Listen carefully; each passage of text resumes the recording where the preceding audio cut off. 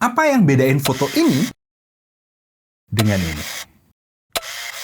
Buat informasi, itu tadi adalah foto produk yang sama yang difoto oleh dua orang yang berbeda di waktu yang berbeda. Yap, gua tahu perbedaannya ada beberapa, yaitu ada focal length, ada lighting, ada props, ada background, dan yang paling penting atau yang paling krusial adalah komposisi.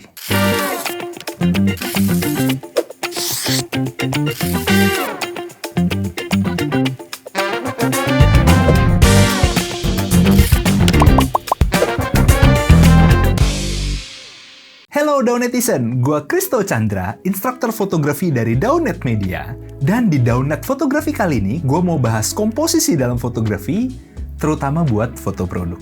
Yes, kalian nggak salah, ini materi yang emang basic banget, tapi ternyata gue masih sering dapat pertanyaan dari orang-orang yang moto produknya mereka sendiri, pada masih bingung, masih sering frustasi. Gimana sih cara dapat foto produk yang proper, bagus, tajam, estetik, dan tentu saja menjual? Penasaran? Mari kita bedah. Jadi pertama-tama kalian perlu tahu, fotografi itu adalah sebuah seni mengabadikan gambar dengan cara merekam cahaya menggunakan kamera. Keywordnya di sini ada 3, yaitu seni, cahaya, dan kamera. Jadi kalau kita breakdown, belajar fotografi itu terbagi menjadi 3 bagian, yaitu aspek seni, aspek technical kamera, dan cahaya atau keterampilan mengolah cahaya. Gue mulai dari komponen yang menurut gue paling penting, yaitu adalah komposisi. Komposisi ini masuknya adalah aspek seni dalam fotografi. Dan secara simpel, komposisi dalam fotografi itu adalah sebuah seni meletakkan subjek dan objek dalam sebuah frame atau sebuah foto. Apakah subjeknya mau ditaruh di ujung kanan, ujung kiri, atau bahkan di tengah-tengah frame? Nah, itulah komposisi. Peletakan subjek dan objek dalam sebuah frame foto itu akan menentukan apakah sebuah foto kita itu akan menjadi mudah atau malah sulit dicerna oleh audiens. Dan sebagai seorang fotografer, tentu saja kita pengen hasil foto kita itu mudah dicerna, terasa alami, dan bisa menimbulkan emosi tertentu. Dan inilah kenapa komposisi menjadi sangat krusial dalam fotografi, berbarengan dengan keterampilan mengolah cahaya dan pengetahuan tentang teknis kamera. Komposisi paling natural yang gue yakin dipakai oleh 99% orang yang moto, apalagi kalau motonya pakai HP, adalah dengan meletakkan subjeknya di tengah-tengah frame. Atau yang biasa kita sebut dengan komposisi dead center.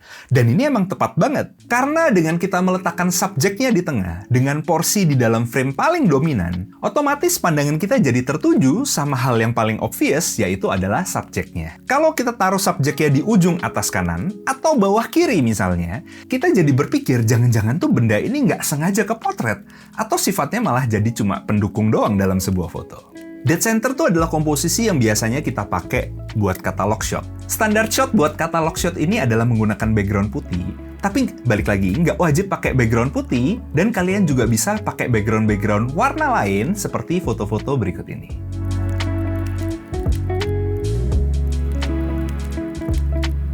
Jadi buat foto katalog, selalu gunakan komposisi dead center supaya memudahkan audiens, atau dalam hal ini adalah calon customer, untuk memudahkan barang mana yang lagi dilihat atau mau dibeli. Komposisi kedua yang bisa kita explore adalah off-center atau subjeknya nggak diletakkan di tengah. Kenapa nggak ditaruh di tengah? Karena peletakan subjek di tengah menjadi terlalu mainstream. Biasa banget dan cenderung kaku. Nah, komposisi yang bisa dipakai di sini adalah rule of third, golden ratio, dan berbagai turunannya. Untuk komposisi rule of third, yang harus kalian lakukan pertama adalah membagi frame menggunakan grid 3x3, dan fitur ini biasanya udah ada di kamera, barengan juga dengan center marker buat komposisi yang pertama, yaitu dead center. Dan kalian bisa meletakkan produk atau subjeknya di intersection dari grid-grid ini.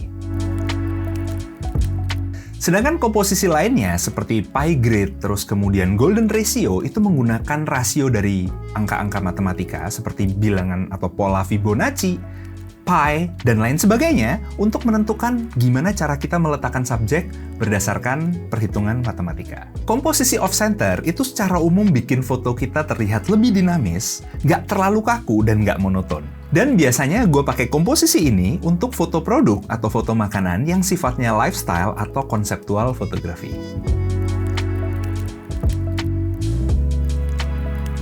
Berikutnya, gue juga sering mengkombinasikan rule of third atau golden spiral dengan teknik komposisi lain, yaitu adalah negative space. Simpelnya, ada daerah dalam frame yang sengaja dikosongin atau nggak dikasih banyak elemen supaya nanti bisa diletakkan elemen desain di sana. Daerah yang dikosongin itu bisa di sisi kiri, sisi kanan, atau malah di daerah atas. Buat foto produk, elemen desain kayak penawaran, promo, atau deskripsi itu menjadi sangat-sangat penting. Jadi sebaiknya dalam sesi foto, kita udah tahu objektif dari foto yang kita ambil, kegunaannya apa, jadi komposisi yang kita pakai dalam sebuah foto itu bisa disesuaikan dengan tepat. Selain itu, kalian juga bisa menggunakan elemen berikutnya, yaitu leading lines dalam komposisi kalian. Leading line ini mengacu pada garis imajiner ataupun real yang terlihat dalam sebuah foto yang bisa membantu mengarahkan mata atau fokus audiens dalam melihat sebuah foto. Leading lines ini juga bisa dibentuk menggunakan props foto, pola cahaya, atau objek-objek lain dalam sebuah foto yang bisa bikin komposisi atau sebuah foto itu lebih enak dipandang oleh mata.